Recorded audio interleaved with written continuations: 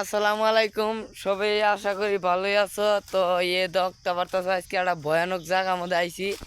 যেই জায়গাটা নাকি 100 বছর তেনে মানুষ থাকে না। এই যে দেওয়া তো একটু জুম করে দেখাই।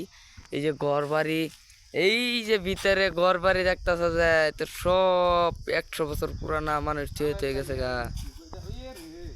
পুরা 100 বছর দেখছো।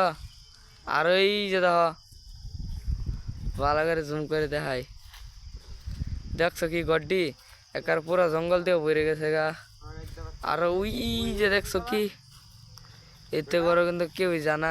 আর আমরা কিন্তু কিন্তু আমটু আবার আই পড়ছি, মনে কিন্তু কোনো ডরই নাই কে। আমরা যে ফুংডার ফুংডা, এই যে দেখছো।